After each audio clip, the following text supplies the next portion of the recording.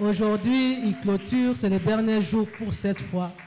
Mais comme c'est un enfant de la maison, parce qu'il a épousé notre fille, il sera toujours bienvenu, n'est-ce pas?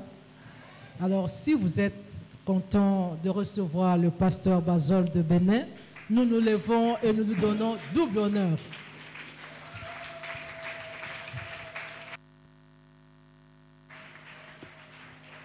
Acclamons le Seigneur, acclamons le roi des rois.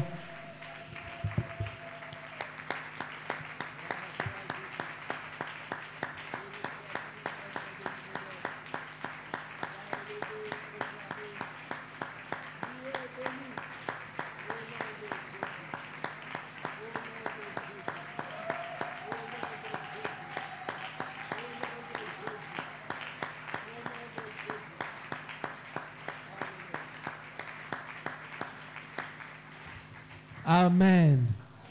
Que le Seigneur soit béni. Nous pouvons nous asseoir.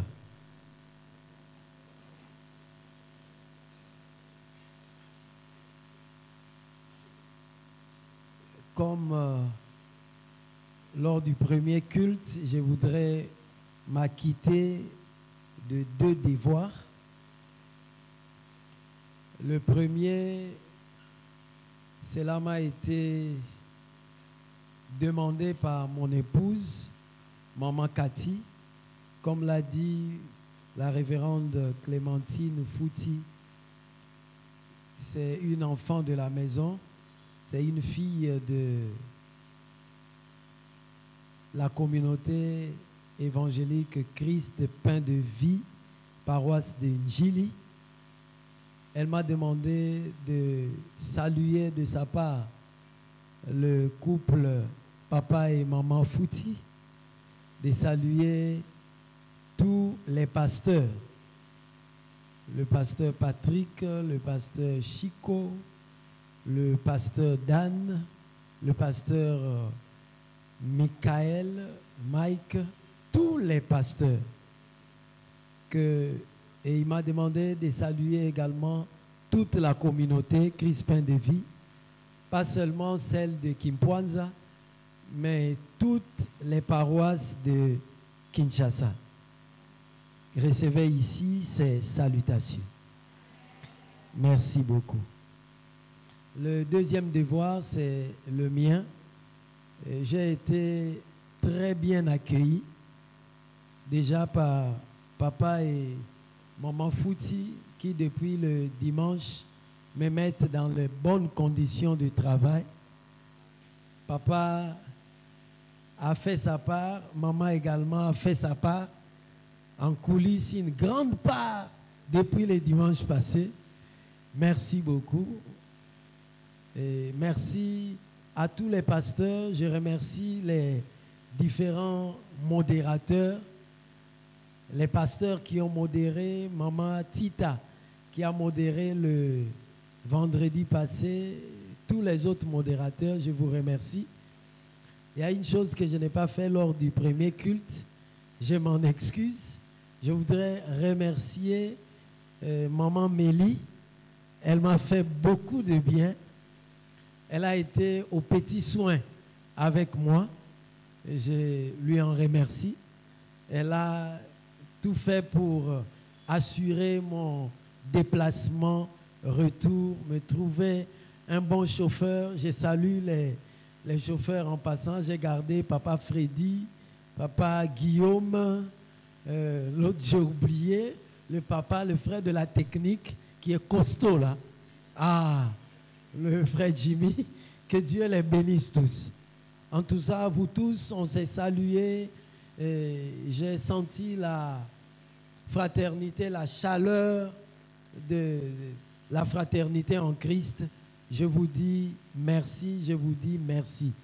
À travers ma femme, je me considérais fils de Christ Pain de Vie, mais vous m'avez tellement fait du bien qu'aujourd'hui, même si je ne considérais pas ma femme, je suis fils de Pain de Vie. Amen. Et tout ça grâce à vous. Je vous remercie, toute l'assemblée, toute la communauté, j'ai compris que vous êtes des hommes et des femmes de prière et de parole. Je vous ai vu prier. À chaque culte, il y a des moments particuliers de prière. Et j'ai vu durant la semaine beaucoup de gens venir. Le bas était plein. Il y avait des gens en haut aussi. Je me suis dit, waouh, ils aiment la parole, ils aiment les enseignements. Que Dieu vous bénisse. Et je ne l'ai pas dit au premier culte, j'ai vu une certaine discipline. Et beaucoup de discipline, et je bénis le Seigneur pour ça. Vous savez, on va dans d'autres églises, on intervient, vous voyez les portables sonner, quelqu'un s'est levé, vous voyez les gens utiliser leur portable. Mais ici, je ne vois pas tout ça. Et je me dis, vous êtes très disciplinés. Bozali bano yo bato saka papa, bano bato saka maman. Nzambe apambola bino. Acclamez le Seigneur pour vous-même.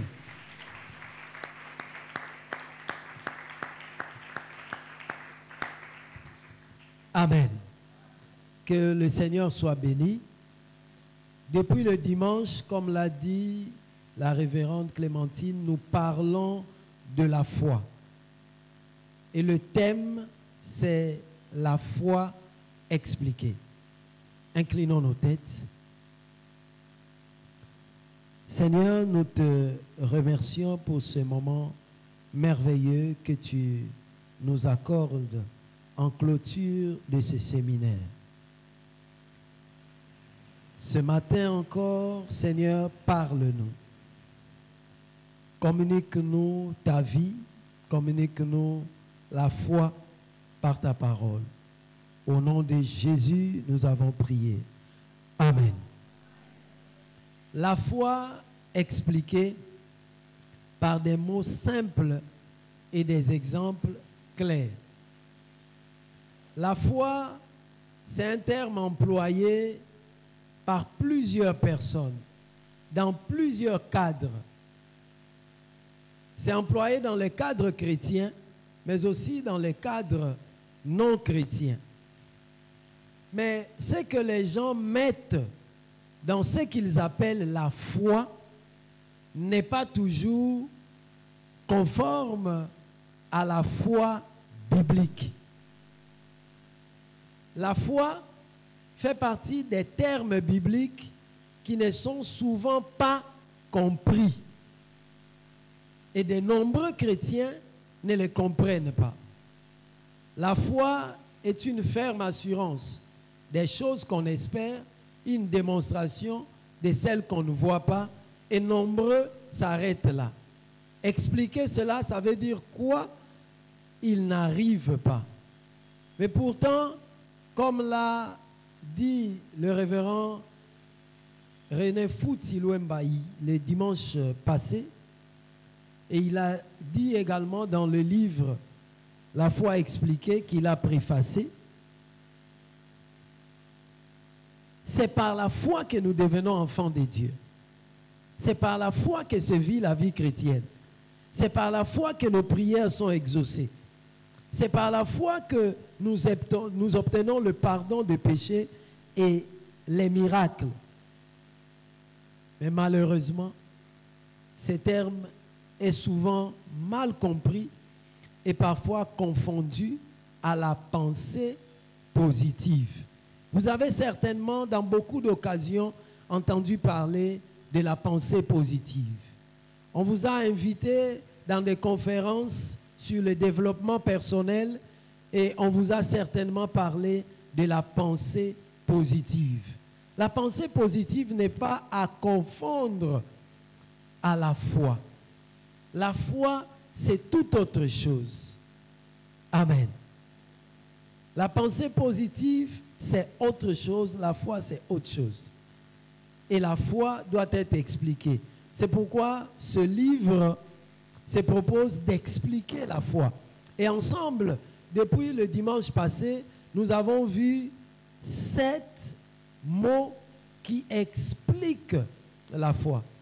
7 mots à travers lesquels nous pouvons mieux comprendre mieux cerner la foi. Ces mots sont 1. La dépendance. La dépendance vis-à-vis de Dieu. 2. La soumission. La soumission vis-à-vis de Dieu.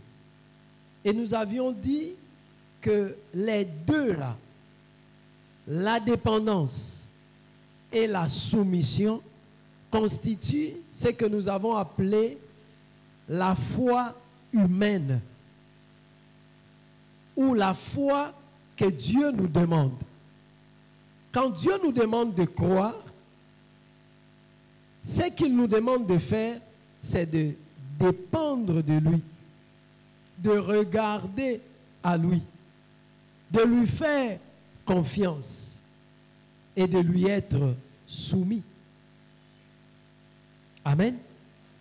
Et c'est cette foi que l'évangile du Seigneur Jésus demande à tous ceux auprès de qui l'évangile est annoncé. Quand nous allons annoncer l'évangile, le message que nous présentons aux gens les appelle à ces deux choses. Première chose, la dépendance, dépendre de Dieu.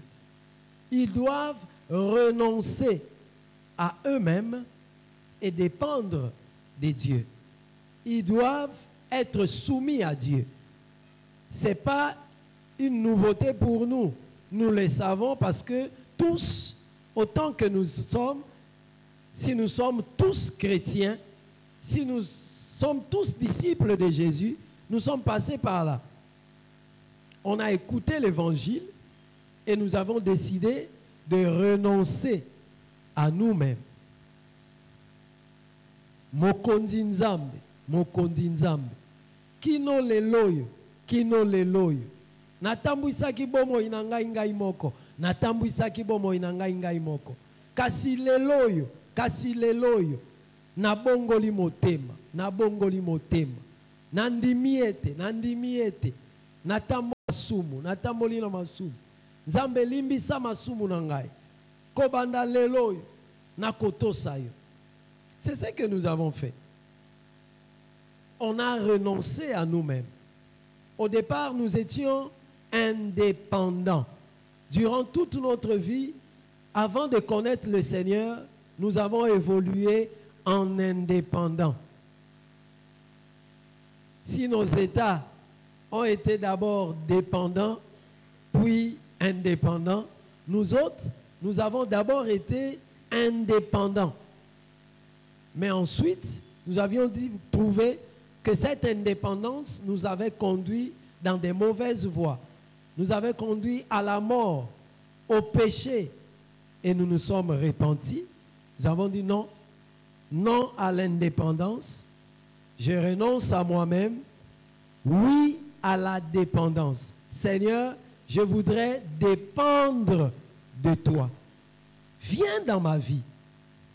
Viens dans ma vie. Jésus, je te donne ma vie. Viens habiter en moi. Et désormais, dirige-moi. Ce que tu diras, je le ferai. C'est la soumission. Amen. En renonçant à nous-mêmes, en lui remettant nos vies pour qu'il nous dirige, nous avons fait la dépendance. Amen. Et en disant et en appliquant l'obéissance à toutes les paroles du Seigneur, nous avons fait la soumission. Amen.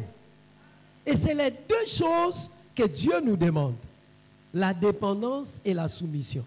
Et ces deux choses montrent si nous avons cette foi que Dieu nous demande ou non. Alléluia. Et le troisième mot que nous avons vu ensemble le mercredi passé, c'est le mot la connaissance. Après la foi, dépendance. Après la foi, soumission, vient la foi, connaissance. Nous avons besoin de la connaissance. La connaissance de Dieu, la connaissance de sa parole, parce que connaître la parole de Dieu, c'est connaître Dieu. Et Dieu est lumière. Sa parole est lumière. Quand nous connaissons la parole de Dieu, quand nous connaissons Dieu, nous sommes éclairés, nous arrivons à mieux nous connaître nous-mêmes. C'est à travers la connaissance du Seigneur Jésus, c'est à travers la connaissance de Dieu que nous nous connaissons nous-mêmes. Et en connaissant la parole de Dieu, nous découvrons qu'est-ce que Dieu attend de nous, qu'est-ce que nous devons faire en tant qu'hommes. Tu es avec moi? Et à part cette connaissance, il y a également la connaissance qui nous vient de la parole qui sort de la bouche de Dieu.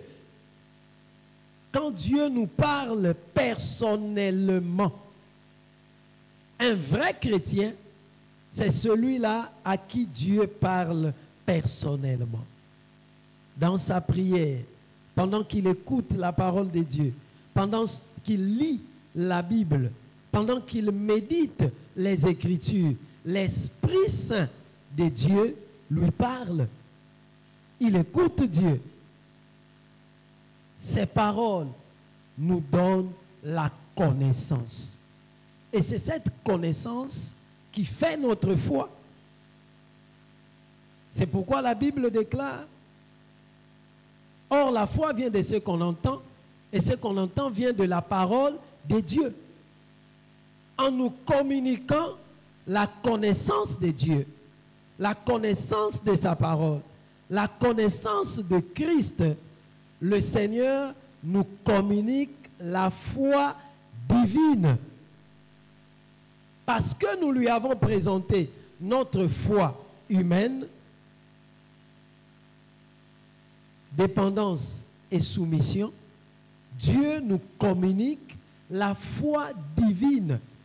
Cette foi dont nous avons besoin pour accomplir des grandes choses. Sans la foi, on ne peut rien faire. Amen. Nous vivons dans un monde compliqué, dans un monde qui ne fait de cadeaux à personne. Ce monde ne te fera pas de cadeaux.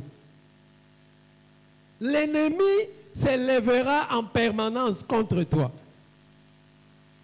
Ce monde dont le diable est le prince s'élèvera en permanence contre toi. Contre ta marche chrétienne, contre ton succès, contre ta réussite. Nous rencontrons de nombreux obstacles, des difficultés, des oppositions. Et tout cela nous demande de la foi. Une bonne dose de foi. Il nous faut croître, grandir dans la foi. Il nous faut manifester une grande foi. Et pour manifester cette grande foi, nous avons besoin de la connaissance de la parole de Dieu, de la connaissance de Dieu. Parce que cette grande foi vient de Dieu. Jésus est l'auteur et le consommateur de notre foi. C'est-à-dire notre foi vient de lui et c'est encore lui qui amène notre foi à la perfection. Ça vient de lui. Et cette foi vient par la connaissance. C'est pourquoi un chrétien ne devrait pas négliger la connaissance de Dieu, la connaissance de sa parole. Il doit la rechercher chaque jour. Chaque jour. Chaque jour. Dieu doit te parler chaque jour. Un peu aujourd'hui, un peu demain, un peu après-demain. Comme l'a dit le pasteur Dan, tous les jours de cette année seront pour nous des jours de grandes surprises, de bonnes surprises. Et dans ces surprises, il y a des paroles de Dieu. Chaque jour, avec sa parole nouvelle que l'on reçoit de Dieu, qui augmente notre connaissance de la parole de Dieu, notre connaissance de Dieu. Et au fur et à mesure que tu grandis dans la connaissance, la foi connaissance, cette connaissance dépose en toi 4 choses. Et ces 4 choses sont juste les 4 autres mots qui expliquent la foi. Il y a la joie, il y a la persévérance, il y a le service pour Dieu et il y a des actions. Ce sont les 4 choses qu'on voit, qu'on constate, qu'on remarque dans la vie d'un chrétien lorsque ce chrétien reçoit, accumule la connaissance de la parole de Dieu, la connaissance de Dieu. Amen. Amen. Un homme de foi, c'est un homme qui connaît Dieu, parce que sa foi vient de là, de la connaissance de Dieu. Il connaît la parole de Dieu. Sa foi vient de là. C'est la source de sa foi. Un homme de foi, c'est un homme joyeux. C'est un homme de joie. Il vit, évolue, avance, fait tout dans la joie. Est-ce qu'il y a des hommes et des femmes joyeux ici? Balancez vos mains, s'il vous plaît. Gloire au Seigneur. Ah, Soza ne sengote au pepate, mais Soza ne sengo au pepa. Gloire à Dieu. Amen. Un homme de foi, c'est un homme de joie. Si les circonstances négatives que tu vis, que tu expérimentes, que tu connais, t'enlèvent la joie, ça veut dire simplement que tu n'es pas un homme ou une femme de foi. Ces problèmes sont venus t'engloutir et tu ne crois plus que Dieu est au contrôle. Mais si tu vis des situations, des conditions dures, compliquées, difficiles, mais tu gardes ta foi en Dieu, tu sais que Dieu est au contrôle, ces choses passeront, tu seras toujours dans la joie. Et les hommes te demanderont, comment fais-tu? Comment fais-tu pour être dans la joie dans des conditions pareilles? Comment fais-tu pour rire et communiquer la joie? Les gens viendront te voir pour te consoler et ils diront, mais tu n'as pas besoin de consolation. C'est encore toi qui nous fortifie. Pourquoi? Tu es un homme de foi. Tu es une femme de foi. Alléluia. Et il y a la persévérance. La persévérance. Un homme de foi persévère. Amen. Les gagnants n'abandonnent pas.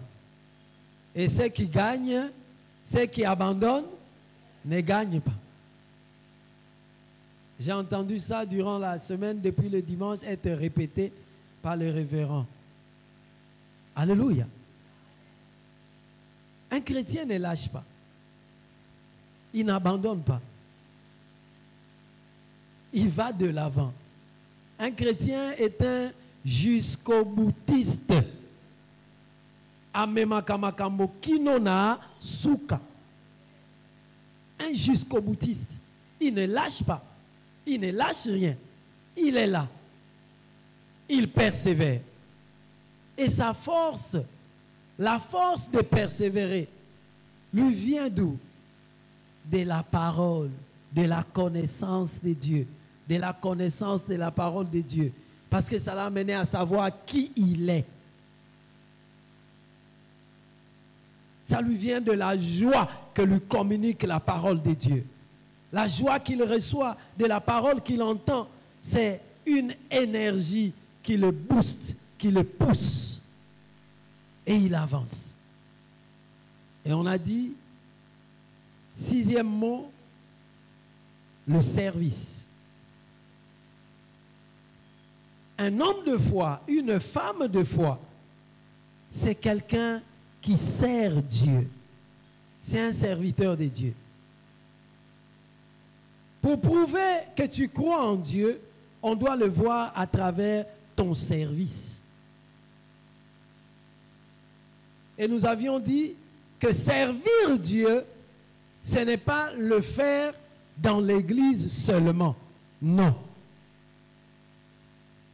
Nous servons Dieu partout et en toutes choses. Dans ta famille, en tant que fils, en tant que père, en tant que mère, tu es serviteur, servante de Dieu. Dans l'entreprise où tu es, dans ton bureau, dans ton lieu de commerce, derrière ton étalage, tu es serviteur, servante de Dieu. C'est comme cela que chacun d'entre nous doit se considérer. Colossiens 3, 23 à 24. Tout ce que vous faites, faites-le pour le Seigneur et non pour les hommes. Servez Christ, le Seigneur. Parce que votre récompense viendra de Dieu. Alléluia. Nous sommes serviteurs de Dieu. Je crois que Dieu est là. Tu crois que Dieu existe. Tu crois que Dieu est là. Tu crois que Dieu vit en toi. Il est maître. Il est Seigneur. Ça doit se voir à travers ton service. Si tu connais Dieu, tu as la connaissance de Dieu, tu vas le servir. Dans sa maison, tu vas le servir. Partout ailleurs, tu vas le servir. Il y a des chrétiens qui n'ont jamais gagné d'âme à Jésus. Des stériles en Christ. Non, ils ne devraient pas avoir des stériles en Christ. Mais pourquoi? Il y a beaucoup de personnes qui n'ont pas gagné d'âme. C'est parce qu'ils ne se considèrent pas serviteurs de Dieu. Pour eux, serviteurs de Dieu, ceux qui vont gagner les âmes, ce sont ceux qui sont dans l'équipe, les départements ou le groupe d'évangélisation. C'est à eux de gagner les âmes. Mais non, c'est à chacun d'entre nous de gagner les âmes. Tu dois gagner les âmes à Jérusalem, dans toute la Judée, dans la Samarie, jusqu'aux extrémités de la terre. Jérusalem, c'est ta maison, là où tu vis. Tu dois annoncer l'évangile à tous les tiens, toute ta famille, toute ta maison qui ne connaît pas le Seigneur. Tu dois gagner des âmes dans ta maison. Judée, c'est ton travail. Là où tu vas travailler, c'est ton commerce, c'est le marché où tu vas vendre. Tu rencontres plein de clients. Ce sont des potentielles âmes à gagner. Si tu te considères serviteur de Dieu, partout où tu es, dans ton entreprise, tu vas gagner les âmes à Christ. Pourquoi nous laissons nos entreprises être inondées par des personnes qui sont dans des loges, par des occultistes, et ils font leur travail? Ils contactent des gens, ils cherchent des personnes brillantes, ils leur parlent de leur loge. Et pendant ce temps, nous chrétiens, bouche fermée.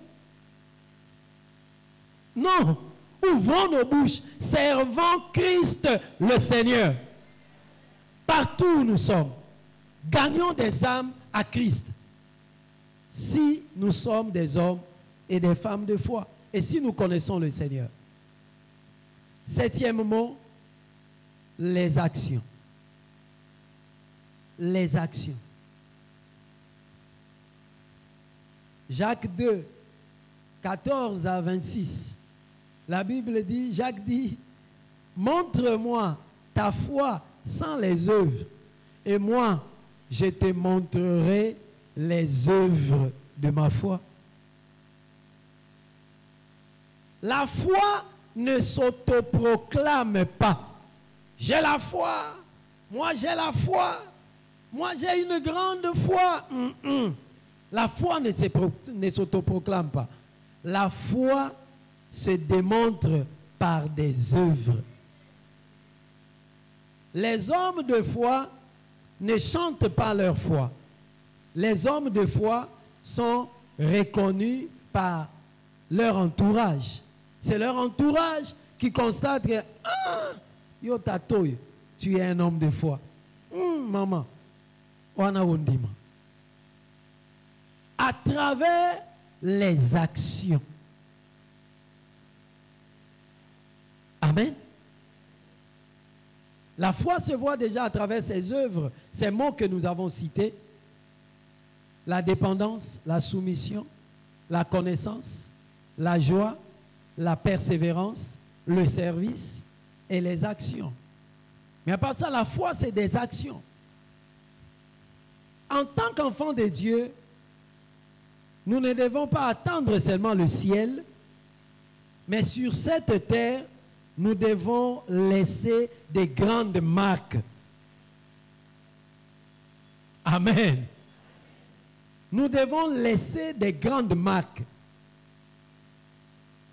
Tu passes, tu t'en vas, tu pars dans le repos, mais ici sur la terre, tu laisses des grandes œuvres, des grandes actions, des grandes réalisations.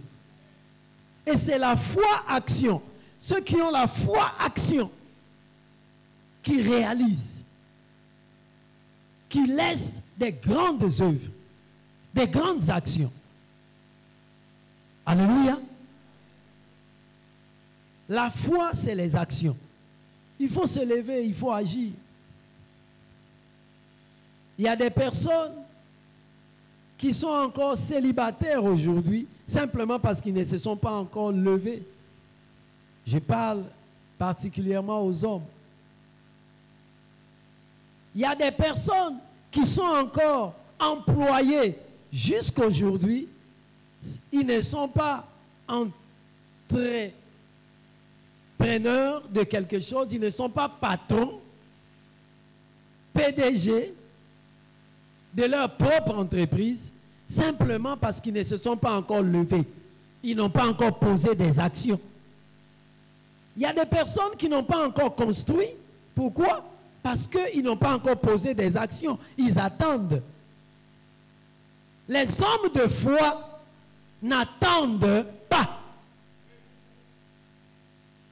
Les hommes de foi ne prient pas indéfiniment sans agir. Non. J'ai parlé à un pasteur au Bénin il y a quelques années, 15 ans comme ça. Je lui ai dit mon besoin. Pourquoi je priais? Et lui me dira, you have prayed, now it's time to act. Il m'a dit en anglais, tu as prié, maintenant c'est le moment d'agir. Et Dieu dit à quelqu'un ce matin, tu as prié, tu as beaucoup prié, mais maintenant c'est le moment d'agir. Tu as prié, Dieu t'a écouté. Tu as prié, Dieu t'a exaucé.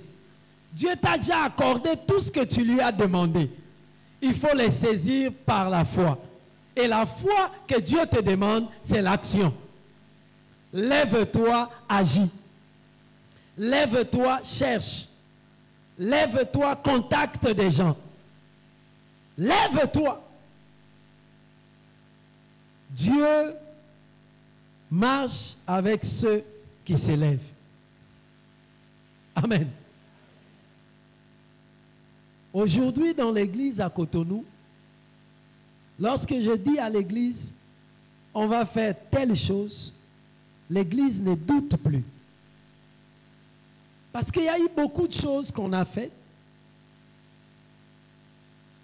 Quand j'ai dit à l'Église, voilà, on va faire telle chose, l'Église n'avait pas cru. Les gens ont regardé le nombre qu'on formait. Ils ont dit, même si on se cotisait tous donnaient vraiment, est-ce qu'on pourra le faire? Mais moi, je ne comptais pas sur eux.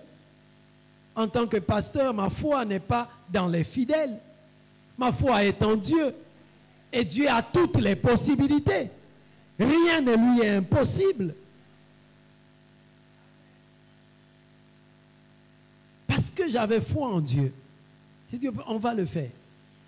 Et c'est quand la chose se réalise que plus tard les langues se délient. Eh, pasteur, vraiment, quand tu avais dit ça, on ne croyait pas.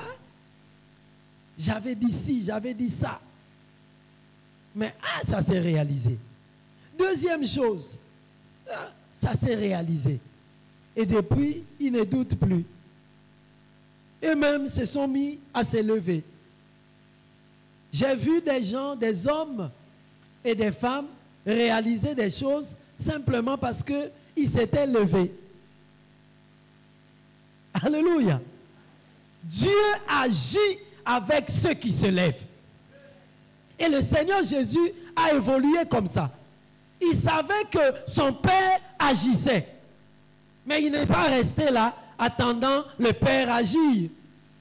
Il dit, mon Père agit jusqu'à présent, moi aussi j'agis.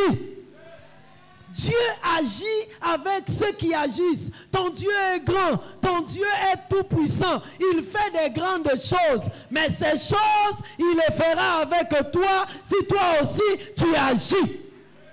Si toi tu n'agis pas, il ne fera pas. Lui fera, mais tu ne verras pas ce qu'il a fait. Pourquoi? Parce que tu n'as pas associé ton action à la sienne. Alléluia. Tu verras que ton Dieu agit lorsque toi-même tu te lèveras pour agir. Lève-toi. Ne reste pas couché. Lève-toi. Ne reste pas assis. Lève-toi. Il y a un temps pour s'agenouiller, prier Dieu. Il y a un temps pour se lever. Amen. Je prie, je me lève, j'agis. D'autres sujets je donne du temps à d'autres sujets de prière aussi. Et c'est cela notre vie de chrétien. Abraham est appelé dans les Écritures le père de la foi. Et le père de la foi a marché suivant ces 7 mots. On voit dans Abraham la dépendance et la soumission. Hébreux 11, verset 8. La Bible déclare que c'est par la foi qu'Abraham obéit et partit. Quand Dieu a parlé à Moïse, à Abraham, Abraham a obéi et il est parti. Soumission. Il s'est soumis à Dieu. Dieu a dit que j'aille, je vais aller.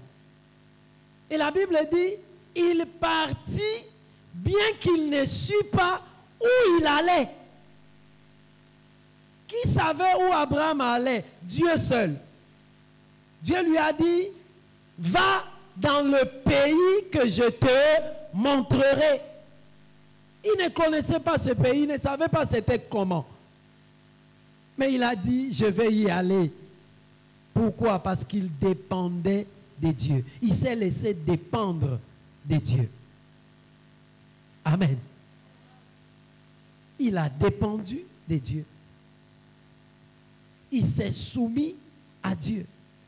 Il avait donc la foi dépendance et la foi soumission. On voit également la connaissance dans Abraham. Dieu a beaucoup parlé à Abraham. Et ce qu'il recevait de Dieu lui accordait la connaissance. La connaissance de Dieu et la connaissance de sa propre identité.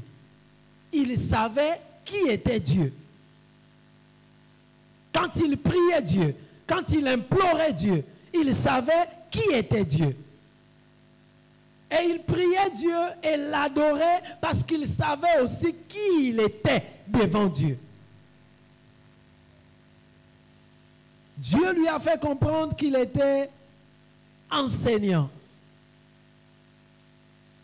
berger du troupeau que Dieu lui avait donné, sa famille, sa maison, constituée de sa femme, les enfants, les serviteurs, les esclaves. C'est lui qui devait leur montrer la voie à suivre. C'est ce qui a fait que Eliezer, né dans la maison d'Abraham, connaissait l'Éternel. Par Abraham. Alléluia. Dieu lui a révélé qu'il était prophète. Genèse 27. Il était prophète. Abraham. Donc il grandissait dans la connaissance de Dieu et dans la connaissance de sa propre identité. Il avait donc la foi, connaissance. 3. La foi, joie. 4. La foi, persévérance. Et la foi, joie et persévérance, nous les voyons dans la vie d'Abraham, dans Romains 4. Romains 4. Je vais nous inviter à lire du verset 18 au verset 21. Il va m'arriver de sauter. Non, j'aimerais que quelqu'un trouve une Bible et lise à haute voix. Romains 4.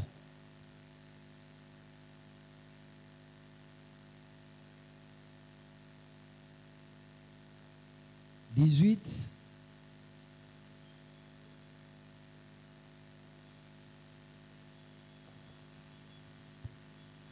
à 21. Ok, je lis. Espérant contre toute espérance, il crut en sorte qu'il devint père d'un grand nombre de nations. Verset 19. Et sans faiblir dans la foi. On dit déjà espérant contre toute espérance. Là où il ne devait pas humainement espérer, il a espéré. Et sans faiblir dans la foi, ça dit il a persévéré dans la foi. Il ne s'est pas arrêté de croire en Dieu. Il ne considéra point que son corps était déjà usé, puisqu'il avait près de 100 ans, et que Sarah n'était plus en état d'avoir des enfants. Il ne douta point par incrédulité au sujet de la promesse de Dieu, mais il fut fortifié par la foi.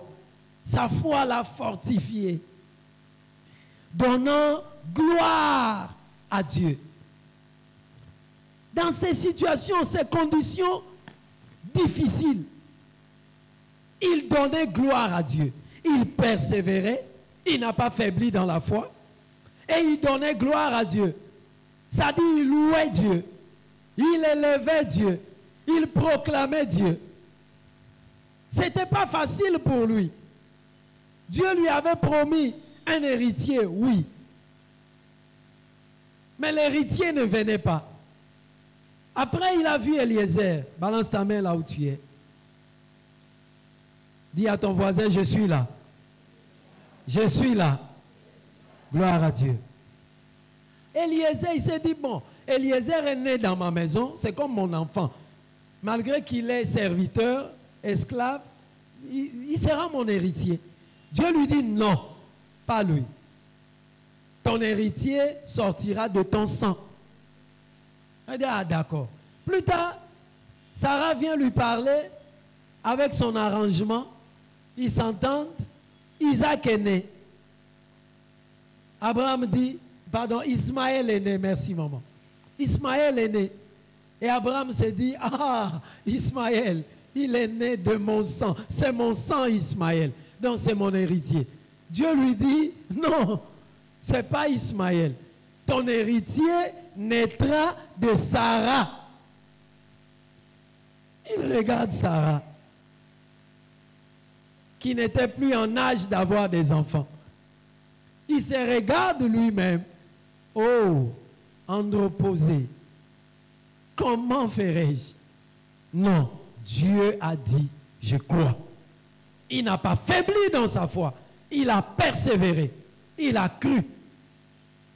Sachant que, ayant la pleine conviction que ce que Dieu promet, il peut aussi l'accomplir. Et Dieu l'a accompli. Isaac est né. Amen. Mais nous notons qu'il glorifiait Dieu. Il donnait gloire à Dieu. Il était joyeux. Il avait une attitude joyeuse malgré les temps durs et difficiles. C'était également un homme de service. Il servait Dieu. Si Eliezer, qui n'était qu'un serviteur, a pu connaître le Seigneur, c'était grâce à Abraham, aux enseignements d'Abraham. Il a servi Dieu. Il offrait des sacrifices à Dieu. Quand vous lisez la Genèse, l'histoire d'Abraham, à plusieurs endroits, il a bâti des autels à son Dieu. À plusieurs endroits, il a offert des sacrifices à son Dieu. Il s'est considéré et il était serviteur de Dieu. Auprès des rois, il a servi Dieu. Alléluia. Alléluia. Et c'était un homme d'action. Quand il voulait un puits, il ne restait pas les bras croisés. Il se levait, il creusait le puits. Il voulait une terre, il se levait pour aller la marchander et l'acheter. Quand on lui disait, prends, il disait, non, j'achèterai. Je ferai une action. C'était un homme d'action. Que quelqu'un dise, je suis un homme d'action. Oui, tu es une femme d'action au nom de Jésus. Et je voudrais conclure en vous présentant 6 choses. D'abord, les 3 éléments de la foi. Ensuite, 3 devoirs. Les 3 devoirs de la foi. Premier élément de la foi. La foi a une source. Sa source, c'est quoi? C'est la parole vivante de Dieu. La foi vient de ce qu'on entend. La parole du Christ. La parole de Dieu. Amen. À ne pas oublier les 3 éléments de la foi. 1. La foi a une source. C'est quoi? C'est la parole vivante de Dieu. 2. La foi a une base. C'est quoi? C'est la connaissance de Dieu. La foi commence par la connaissance de Dieu. 3e élément, la foi a un catalyseur, un facilitateur, un booster. C'est l'amour. Galates chapitre 5, verset 6 nous dit que la foi est agissante par l'amour. Vous savez, dans Luc 7, on nous parle d'un centenier romain. Ce n'était pas un juif. Il n'était pas enfant d'Israël. C'était un Romain. Il aimait tellement son serviteur tombé malade qu'il a tout fait pour que le Seigneur guérisse son serviteur. Et les Juifs qui le défendaient, les Juifs qui parlaient de lui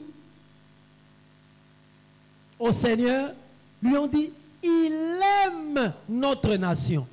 Donc on voit à travers ces passages, dans Luc 7 et puis dans Matthieu 15, à partir du verset 21, on voit la femme, dans Luc 7, la foi de cet homme était grande. Et cette foi tirait sa grandeur d'où? De l'amour. Il aimait son serviteur. Il aimait la nation d'Israël. Et Jésus a dit, même en Israël, je n'ai pas trouvé une aussi grande foi. Et dans Matthieu 15, à partir du verset 21 que je viens de donner, on voit l'histoire de la femme cananéenne. Elle aimait beaucoup sa fille. Elle a tout fait malgré les oppositions des disciples, malgré les paroles qui pouvaient être considérées décourageantes qui sortaient de la bouche du Seigneur. Malgré tout ça, elle a persévéré pour la guérison de sa fille qu'elle aimait. Et Jésus dit, femme, ta foi est grande, qu'il te soit fait comme tu veux. La foi est nourrie par l'amour. Elle est boostée par l'amour. Alléluia. La foi a une source, c'est la parole vivante de Dieu. La foi a une base, c'est la connaissance de Dieu. Et la foi a un catalyseur, un booster. C'est quoi? C'est l'amour. Aime Dieu et aime ton prochain. Et les trois devoirs, si tu veux croître dans la foi, les trois devoirs.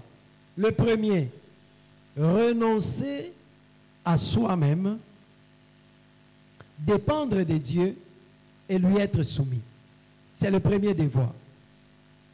Tout chrétien doit renoncer à lui-même.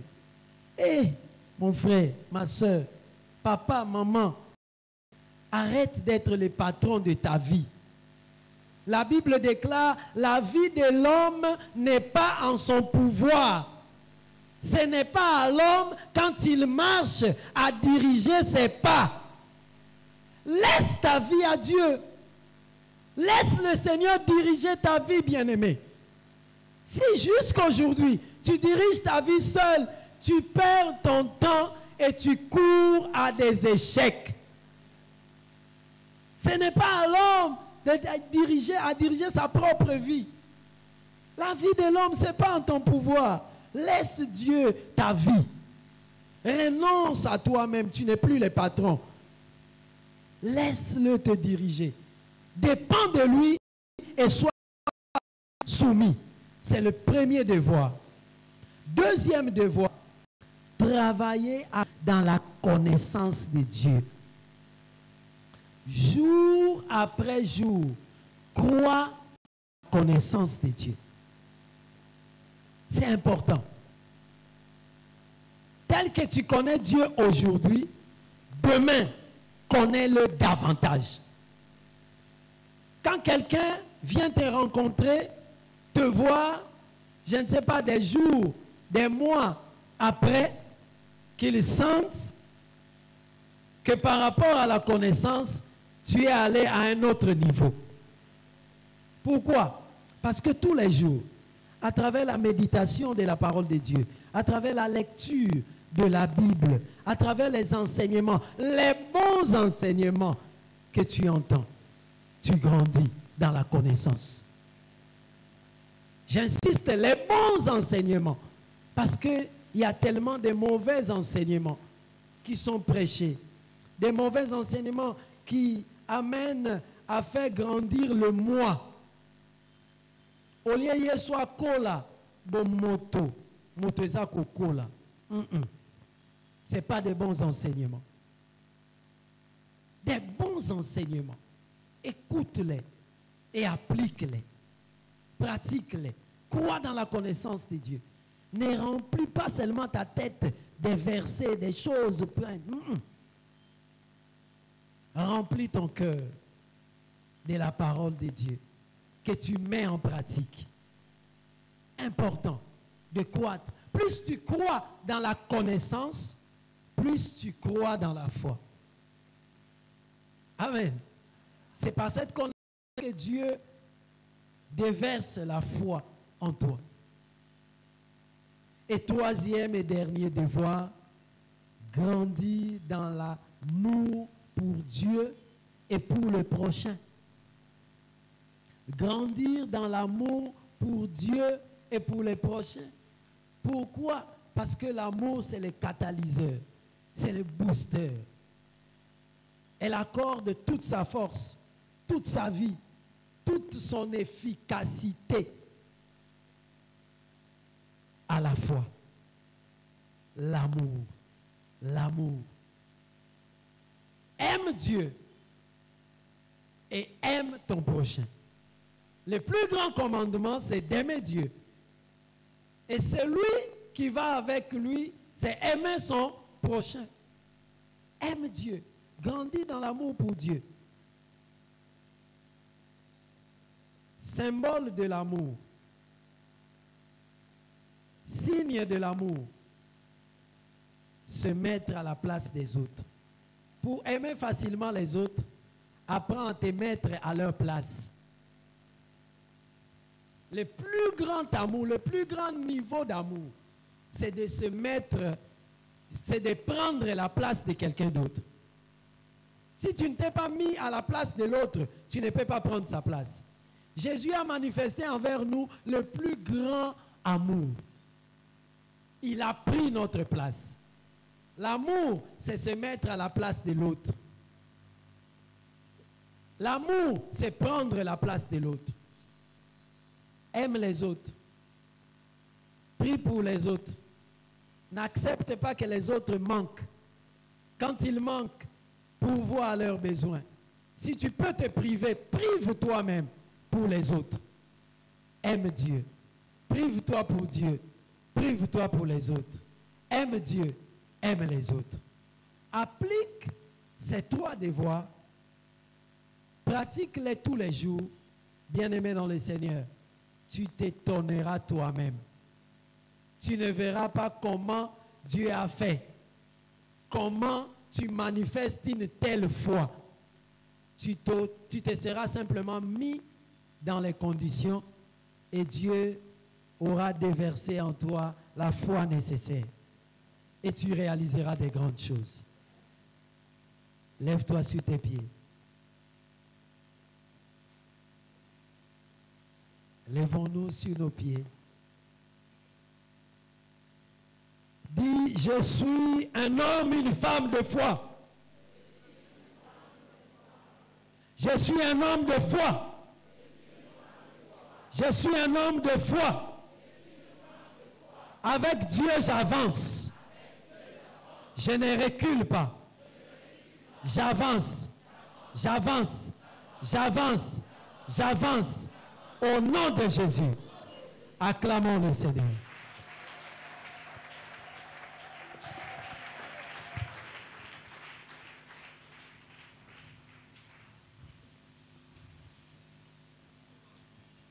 Amen. Vous pouvez vous mettre. Qui a aimé la parole? Et qu'est-ce que cette parole a fait en toi? Parce que moi, personnellement, ça m'a révolté. Moi, quand on parle de la foi, je me révolte. Amen. Je ne saurais pas vous conduire de la prière, mais je vais vous donner des pistes. Parce qu'il est déjà 12 heures passées et on a beaucoup de choses à faire.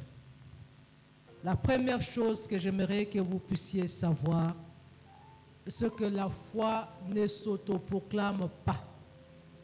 C'est ce que papa nous a dit. Ce n'est pas un slogan. Ce ne sont pas des déclarations en l'air. La foi ne subit pas. Un homme de foi, une femme de foi ne subit pas.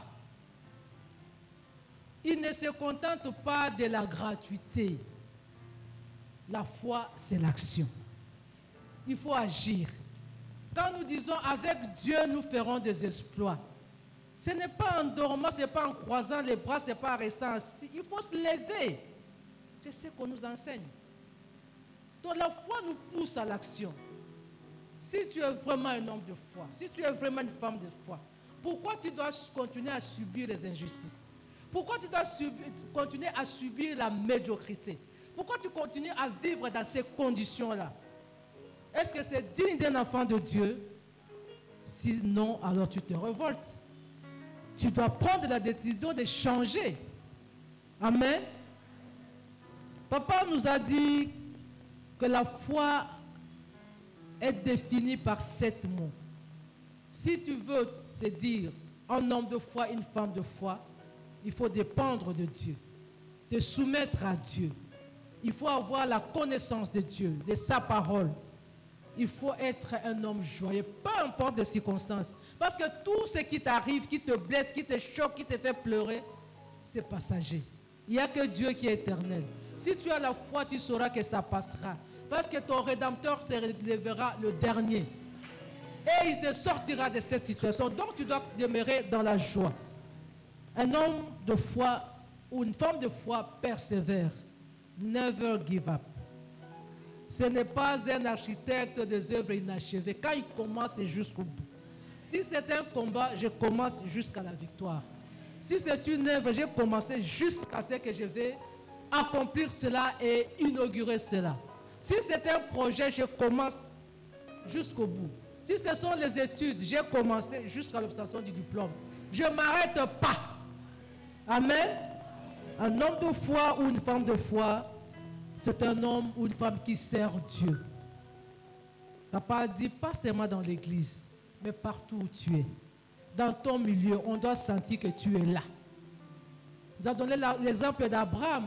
Abraham a servi dans sa famille. Abraham a servi partout.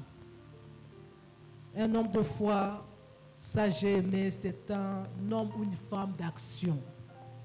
Amen. Ola Lipemingi. Lève-toi, marche. Amen. Lève-toi, agis.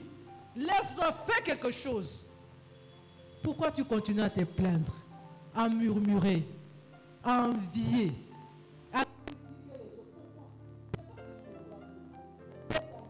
Lève-toi, agis. Montre ta foi dans les actions. Change ta condition. Touche. Et avec Dieu, tu feras des exploits. Lève-toi, bien-aimé, nous allons prier.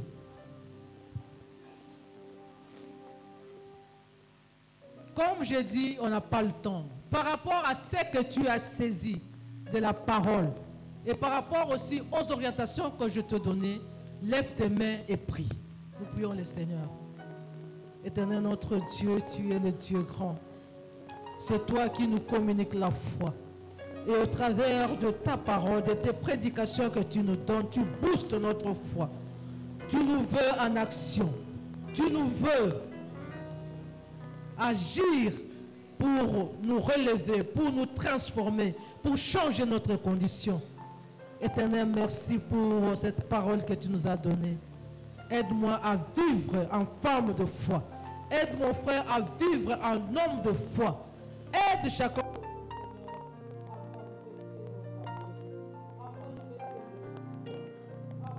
Cette foi par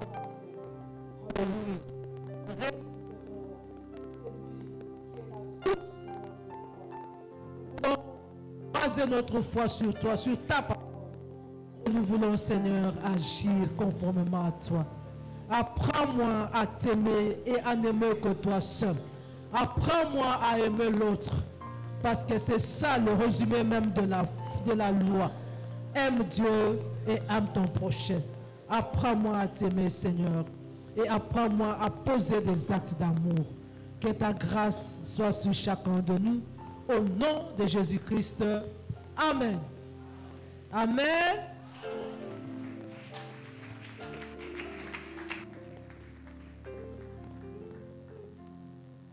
Amen, amen.